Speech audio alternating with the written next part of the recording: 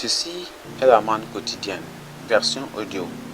Elle a été soigneusement préparée pour nous aider à grandir spirituellement tout au long de l'année.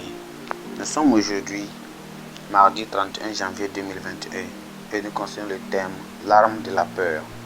L'arme de la peur. Nous allons prier. Père, nous te remercions, nous te glorifions aujourd'hui pour cette opportunité que tu nous as donnée. Notre prière, c'est que tu nous guides, conduis-nous à travers cette étude, qu'à la fin, le nom de Dieu sera glorifié au nom de Jésus. Merci Seigneur car tu nous as exaucés. Au nom précieux de Jésus, nous avons prié. Amen. L'arme de la peur. Ésaïe chapitre 7. Ésaïe chapitre 7. Lisons à partir du verset 1 jusqu'au verset 9. Ésaïe chapitre 7, à partir du verset 1 jusqu'au verset 7 et 9. Lisons la parole de Dieu ensemble. Il arrivait du temps d'Achab, fils de Jotham, fils d'Ozia, roi de Judée, que Ressin, roi de Syrie, monta avec Pekah, fils de Ramalia, roi d'Israël, contre Jérusalem pour assiéger, mais il ne put s'assiéger. On vint dire à la maison de David, les Syriens sont campés en Ephraïm, et le cœur d'Achab et le cœur de son peuple furent agités comme les arbres de la forêt sont agités par le vent. Alors l'Éternel dit à Ésaïe, va à la rencontre d'Achab, d'Assaz, toi et Shéa, Shubi et Jashub, ton fils, vers l'extrémité d'Akeduc, de l'étang supérieur sur la route du champ de Folon.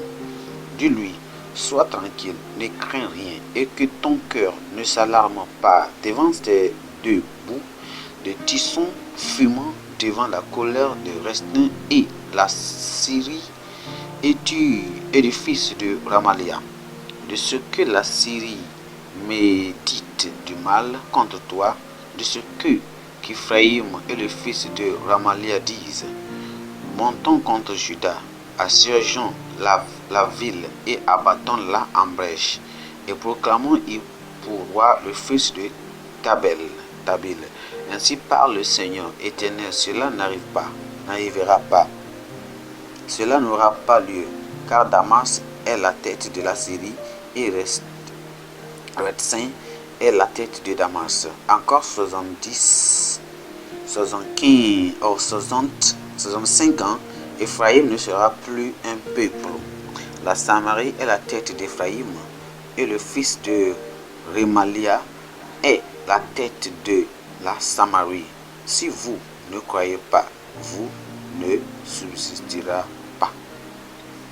Verset clé, c'est le verset 4 qui dit, et dis-lui, sois tranquille, ne crains rien, et que ton cœur ne s'alarme pas devant ces deux bouts de tissons fumants, devant la colère de Retsin et de la Syrie et du fils de Remalia. Amen. Souvenez-vous que nous parlons de l'arme de la peur. Allons dans le message. La peur est l'une des armes les plus puissantes souvent utilisées par le diable et ses acolytes.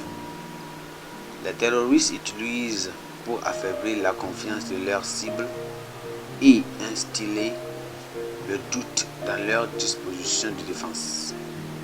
Dans les situations de guerre, les ennemis utilisent la peur pour intimider et affaiblir leurs adversaires. Ceux qui succombent à la peur deviennent des cibles faciles et finalement des victimes. Le roi Achaz de Juda ainsi que sa famille royale ont été affolés lorsque la nouvelle leur est parvenue du complot visant à envahir Juda grâce à l'alliance des rois de Syrie et d'Israël. Contrairement à son père Jotham et à son grand-père Ozias, Achad avait abandonné Dieu et recouru à la méchanceté et à l'idolâtrie grossière. Il ne pouvait pas obtenir son aide en temps de détresse. Le péché affaiblit les pécheurs et les rend vulnérables. Cependant, en raison des dangers actuels auxquels Jérusalem était confrontée, Dieu, au nom de sa promesse à David et à sa maison, envoya le prophète Ésaïe à Achaz pour le conseiller et l'assurer que le complot contre Juda ne tiendra pas. Alors il a dit, sois tranquille, ne crains rien, et que ton cœur ne s'alarme pas. Dieu a qualifié les menaces des deux nations ennemies de bouts de tison fumants. Cela implique qu'elles étaient vides et que ces menaces de courte durée s'évanouiraient bientôt. Tout ce que Dieu exigeait d'Achab et de son peuple était de croire en l'Éternel et même en ses prophètes. La Bible nous dit la même chose dans 2e Chronique chapitre 20, le verset 20. Nous devons faire ainsi le moyen d'être affermis et de prospérer. Le message de Dieu dit « N'ayez pas peur » s'explique particulièrement au sein de Dieu qui sont souvent la cible des menaces de Satan. Il ne faut pas céder au tourment de la peur, quelle que soit la tentation. Nous n'allons pas avoir la peur, quelle que soit la situation. La peur, le diable utilise pour pouvoir affaiblir les enfants élus de Dieu. Nous n'allons pas céder à cette cible au nom de Jésus. Prions. Seigneur, nous te remercions, nous te glorifions pour tes promesses. Nous te remercions pour tes assurances qui ne manquent jamais. Seigneur, nous prions que tous les esprits de peur qui sont en nous, Seigneur, soient dotés de nous au nom de Jésus et augmente, Seigneur, notre vie de foi. Demandons que l'esprit de foi d'entrer et de dominer notre vie. Nous demandons que l'esprit de confiance, d'assurance en Dieu augmente notre vie.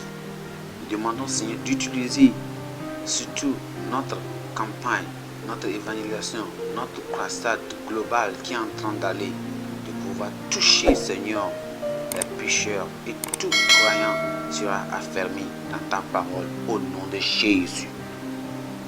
Seigneur, qu'il puisse chasser les esprits, chasser les affaiblissants, chasser la peur hors de nous au nom précieux de Jésus.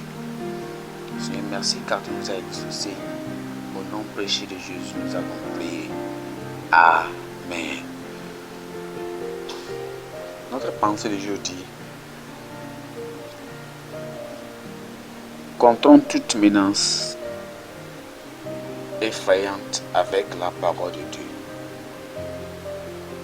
Nous controns toute menace. Faisons face à toute menace effrayante avec la parole écrite de Dieu. Amen. Notre texte de lecture aujourd'hui se trouve dans le livre de Romains chapitre 13 jusqu'au chapitre 16. Romains chapitre 13 jusqu'au chapitre 16. Merci, que le Seigneur vous bénisse. Amen.